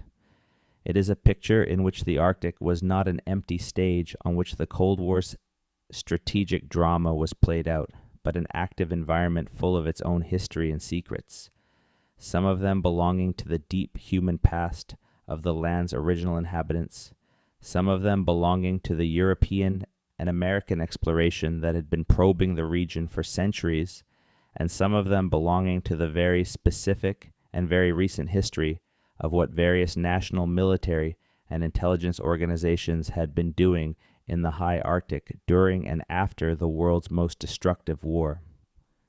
The 1947 discovery belongs to that last category. It is a product of the wartime and post-war periods just as its intersection with the Arctic environment. It is evidence that the strategies and secrets of that period extended into places that none of the official histories have yet fully accounted for. And it is a reminder, not comfortable, not neat, but necessary, that the national security decisions of the past are not fully buried in the past. They leave physical traces. They generate documentary records. They shape the institutions and policies and landscape of the present, and they deserve eventually to be understood. The Canadian Arctic in 1947 was a place where the world's last open spaces were being claimed by the Cold War, where the geography of the planet was being reorganized by the strategic mathematics of nuclear deterrence, and where the unfinished business of the Second World War was still working its way through the system in ways that no one fully understood. The discovery made in that year, in that cold and silent place, was a window into all of those processes, a moment when the ice gave up something it had been keeping, and the people who found it had to decide what to make of it and what to do with it. They classified it. They investigated it as best they could with the tools they had. They incorporated what they learned into the strategic decisions of the decade that followed, and they kept quiet about it for a very long time. The Arctic is less quiet now. The ice is retreating. The secrets are slowly beginning to emerge, and the story of what happened in 1947, incomplete, partial, still wrapped in layers of classification and institutional caution, is part of a larger reckoning with what Canada's North has witnessed and what Canada's governments have chosen over many decades to share and to withhold. That reckoning is not finished. It may not be finished for years, but it has begun, and the beginning is, in its own way, as significant as the ending will eventually be. The formal history of Canada's engagement with its northern territories begins, in most textbooks, with the transfer of Rupert's Land from the Hudson's Bay Company to the Dominion of Canada in 1870, and with the subsequent assertion of sovereignty over the Arctic islands in the decades that followed. That history emphasizes exploration and cartography. The expeditions that mapped the coastlines, named the channels, and planted flags on islands that no European had previously set foot on. It is a history of discovery in the conventional sense of that word, the finding and naming of things that had, from the European perspective, been unknown. What the textbook history doesn't emphasize, because it has not yet been written in full, is the counter-history of what was found in the Arctic that was not supposed to be there. The anomalies that did not fit the expected picture of empty wilderness awaiting sovereignty's arrival. The evidence, scattered and fragmentary but persistent, that the high Arctic had been used for purposes that neither Canadian explorers nor Canadian governments had anticipated or authorized. The 1947 discovery is the most dramatic single instance of this counter-history, but it is not the only one. And to appreciate its full significance, it helps to set it within the longer arc of unexpected encounters with human evidence in the Canadian Arctic that stretches from the early 19th century to the present day. The first European expeditions to probe the high Arctic in search of a northwest passage in the early 19th century were already encountering evidence of human presence. The tent rings and cache sites of Inuit peoples who had been living in and moving through the Arctic archipelago for thousands of years. These were expected, if poorly understood, but the expeditions also encountered, occasionally, evidence of activities that were harder to categorize. Abandoned structures that appeared to post-date indigenous occupation, but that bore no resemblance to the equipment of any known European expedition. Stone arrangements whose geometry was deliberate, but whose purpose could not be immediately determined. Materials that appeared, in terms of their weathering and corrosion, to be older than the known history of European Arctic exploration would explain. Most of these anomalies were explained away, attributed to Inuit practices that the European explorers did not understand, or to the peculiar optical effects of the Arctic environment, or to the mental strains of long isolation in extreme conditions. Some of them were genuinely explainable in those terms, but some were not, and the inability to explain them became, in certain cases, a small persistent thread of mystery in the larger narrative of Arctic exploration, a thread that, if you pulled it, led to questions that the conventional history could not easily accommodate. In the 20th century, as aerial survey became the primary means of covering the vast distances of the Arctic, the encounters with unexpected evidence took on new forms. Aircraft crews photographing coastlines for cartographic purposes occasionally captured images of structures and disturbances on the surface that their photographic interpreters could not immediately attribute to known sources. Some of these were subsequently identified as natural formations, ice pressure ridges, rock outcroppings, the frozen remains of whale carcasses that happened to present an appearance consistent with human construction when seen from altitude in certain lighting conditions. Others were identified as the remains of Inuit seasonal camps or traditional hunting sites, and a number carefully logged and forwarded through the intelligence chain and then quietly set aside, remained unidentified.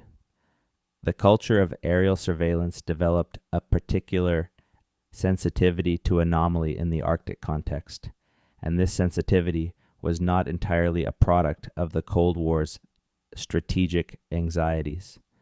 It was also a product of the specific experience of finding things that should not have been there, an experience that began for the modern Canadian surveillance system with the 1947 discovery, and that generated a kind of watchfulness that persisted through the decades of systematic Arctic patrol. The watchfulness was productive in ways that have never been fully documented publicly, but it is evident in the operational patterns of the Arctic surveillance program, in the routes that were prioritized, the altitudes that were flown, the frequency with which certain regions received repeated coverage. These patterns reflect a knowledge of where anomalies had previously been found, and a hypothesis never formally articulated in any publicly available document about where they might be found again. The relationship between the physical environment of the high Arctic and the human activities that took place there is one that rewards careful thought, because it is so different from the relationship between environment and activity in more temperate regions. In most of the world, the traces of human activity are relatively ephemeral. Structures decay, materials decompose, the landscape gradually reasserts itself over what people have done to it. In the Arctic, this process operates differently, and in some respects, in reverse. Extreme cold preserves rather than decomposes. Permafrost locks materials in place rather than allowing them to settle and migrate. Ice accumulation buries and protects rather than exposing and eroding. The consequence of this preservative environment is that the high Arctic is, in a very literal physical sense, a repository of its own history in a way that more temperate landscapes are not. Things placed in the Arctic, whether intentionally as part of deliberate concealment or simply through abandonment, tend to stay where they are put, in a condition of preservation that would be remarkable in any other environment. This is why the Schatzgräber weather station, abandoned in 1943 and discovered in 1977, was in such good physical condition when it was found. 34 years had passed, and the equipment was still recognizable, still analyzable, still capable of yielding information about the people who had used it and the purposes they had been serving. It is also why the 1947 installation, when the investigation team reached it, was in a condition that allowed a detailed forensic assessment. Whatever had happened at that site, the Arctic had preserved the evidence of it with a fidelity that would not have been possible in more forgiving climates. The same fidelity that made the discovery so informative also made it so troubling, because a landscape that preserves the evidence of what was done in it is also a landscape that is capable of revealing, at any moment, evidence of things that were done long ago and that the intervening years have been assumed to have erased. This quality of the Arctic environment, its character as a repository, a keeper of records that no one necessarily intended to leave, is central to understanding why the 1947 discovery happened when it did, why its implications extended as far as they did, and why the question of what else the Arctic might be holding is one that continues to be relevant. The climate change that is now transforming the Arctic at a pace and in ways that are without precedent in recorded human history is, among its many other consequences, a kind of enforced transparency. The ice that has covered coastlines, buried structures, and preserved materials for decades and centuries is retreating. The permafrost that has locked the landscape in place is thawing. The sea ice that once made certain Arctic routes inaccessible to surface vessels for most of the year is becoming seasonally navigable. And as these changes proceed, the things that the Arctic has been keeping are beginning to emerge. Some of what is emerging is ancient. Biological materials, organic remains, archaeological artifacts from the deep past of human habitation in the region. Some of it is from the historical period of European exploration and contact. And some of it, a quantity that is difficult to estimate because so much of the relevant record remains classified, is from the 20th century, from the period of wartime and postwar activity that left its mark on the high Arctic in ways that have been only partially documented and only partially understood. The Canadian government and the Canadian military are aware of this. The process of Arctic environmental change is being monitored with considerable attention, partly for the strategic implications of ice-free Arctic routes and newly accessible resources, and partly, it seems reasonable to infer, given the history, for the possibility that it will surface things that have been buried. The protocols for handling such discoveries, should they occur, are presumably in place.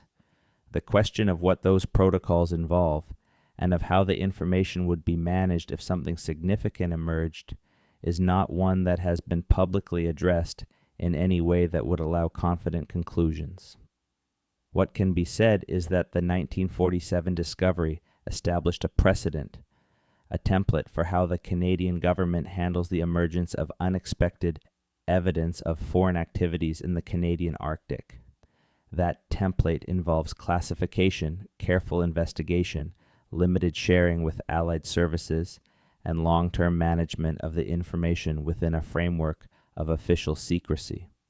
Whether that template remains appropriate for the circumstances of the 21st century, in which climate change is making the Arctic more visible and more accessible than it has ever been, and in which the mechanisms of public accountability are considerably more developed than they were in 1947, is a question that deserves to be asked.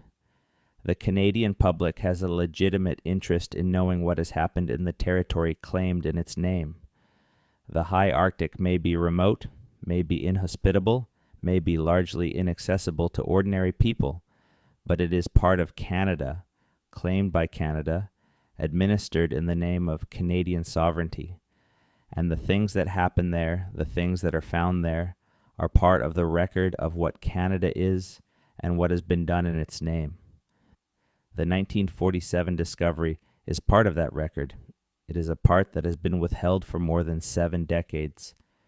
Not probably because its contents are still operationally sensitive, but because the habits of secrecy established at the time of the discovery have never been formally reversed, and because the institutional motivation for transparency has not been strong enough to overcome the institutional inertia of continued classification.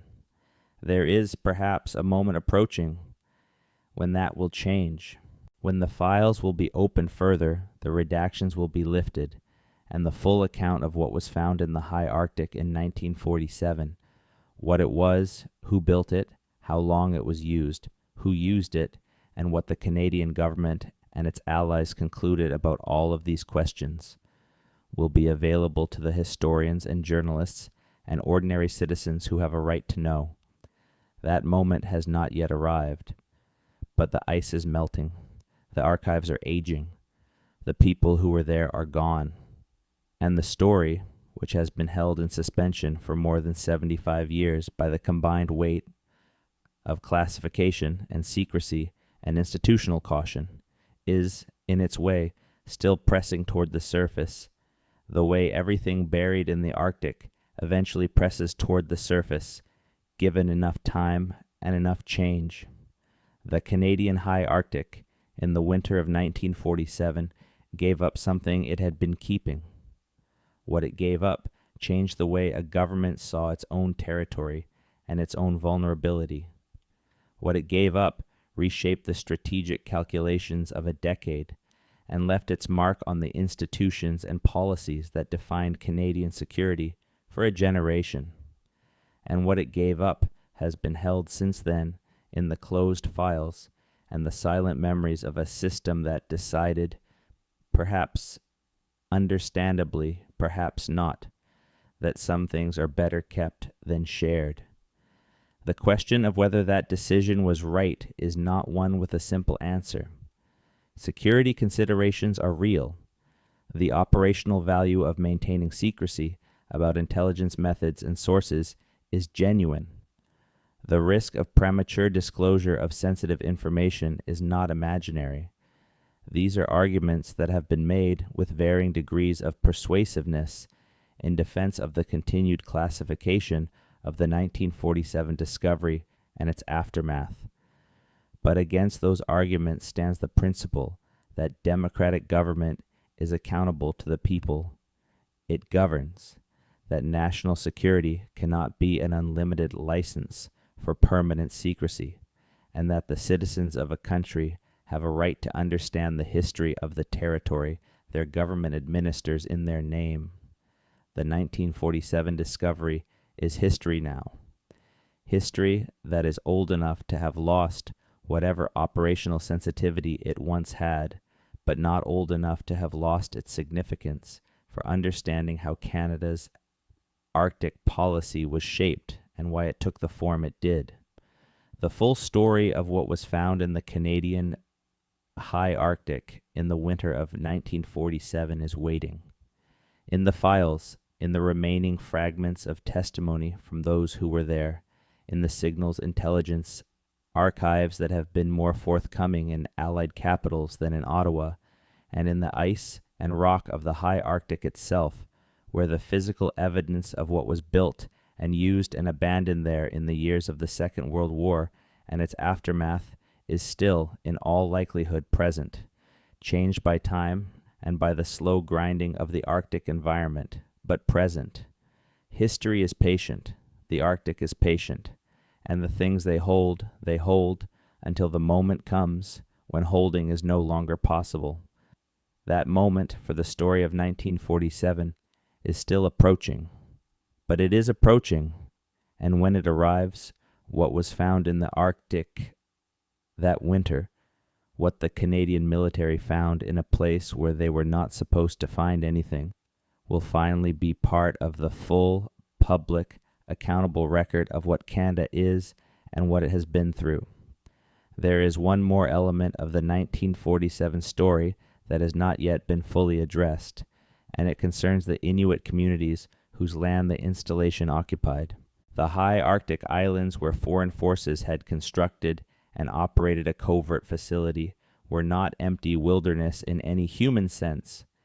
They were part of a landscape that Inuit peoples had been inhabiting and moving through for millennia, and that remained, in 1947, home to small communities and to the seasonal travel routes of hunters and their families. The question of what, if anything, members of these communities knew about the foreign installation has never been publicly examined. It is a question that the investigation of 1947, conducted by Southern military and intelligence officials operating within frameworks that did not center Indigenous knowledge, almost certainly failed to ask with any seriousness or depth. But it is a question that deserves consideration for reasons that are both historical and ethical. Inuit hunters moving through the high Arctic in the late 1930s and 1940s would not necessarily have encountered the installation directly. Its location was chosen presumably to minimize the likelihood of accidental discovery, but they would have had detailed knowledge of disturbances in the landscape, changes in the patterns of ice and snow, the presence of unusual aircraft, sounds carried on the Arctic air. The knowledge of people who live in intimate relationship with a landscape is of a different kind and a different depth than the knowledge of trained observers making systematic surveys from altitude. It notices different things, it retains different details, and it is embedded in a tradition of oral transmission that can preserve observations across generations with remarkable fidelity. Whether any such observations exist, whether within Inuit oral traditions there are accounts of encounters with or evidence of the 1947 installation or related activities, is not something that the available record speaks to. The investigation did not seek such accounts, and the subsequent history of the classified file did not create a context in which they would have been sought or recorded. But they may exist, and if they do, they represent a category of evidence about the 1947 discovery that's entirely absent from the official analytical record, a gap that reflects the broader failure of Canadian Arctic policy in this period and subsequently to treat Indigenous knowledge as legitimate and valuable, rather than marginal and supplementary. The reckoning with this aspect of the 1947 story, if it ever comes, will require a different kind of historical investigation than the archival and signals intelligence work that has characterized research into the discovery so far. It will require conversations with communities, respectful engagement with oral traditions, and a willingness to treat non-documentary forms of knowledge as having genuine evidentiary value. That kind of investigation has not been conducted. It is perhaps one of the things that the full accounting with the 1947 discovery will eventually need to include. What was found in the Canadian Arctic in 1947 was a facility, but what the facility pointed toward in its construction, its use, its abandonment, and its continued secrecy was a web of history and strategy and human decision-making that extended far beyond the physical structures themselves.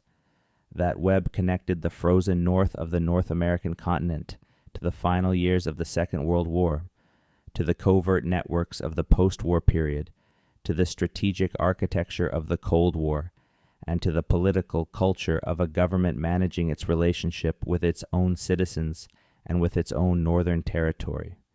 It was, in the fullest sense, a discovery that revealed as much about what surrounded it as about what it was in itself.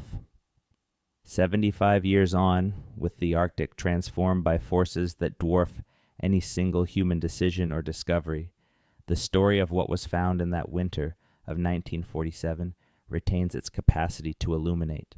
Not because the Cold War is still with us, it is not, at least not in its original form. Not because the specific networks and actors of the post-war period still pose a threat. They do not.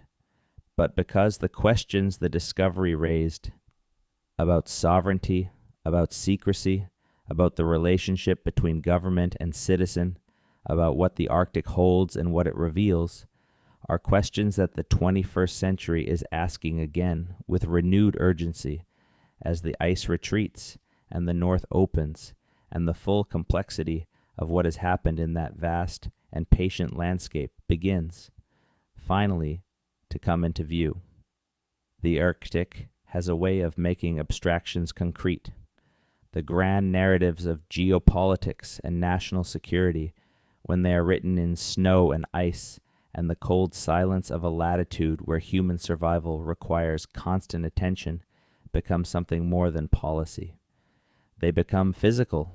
They become lived, and the people who live them, the soldiers, the analysts, the pilots, the silent officials who manage the flow of classified information, carry their experience in the body, in the particular quality of attention that extreme environments produce, in the dreams that occasionally return them to the cold and the light and the thing on the ice that should not have been there.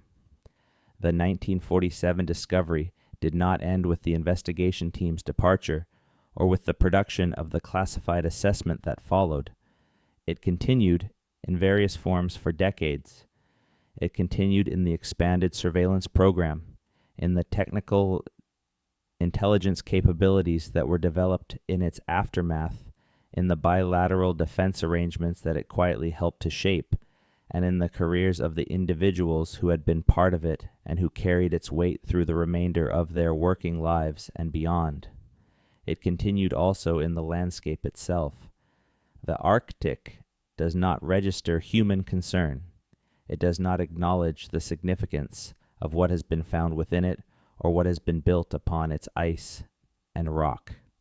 It continues its own processes, the accumulation of snow, the movement of ice, the seasonal cycling of light and dark, with an indifference that is, depending on your mood, either liberating or terrifying.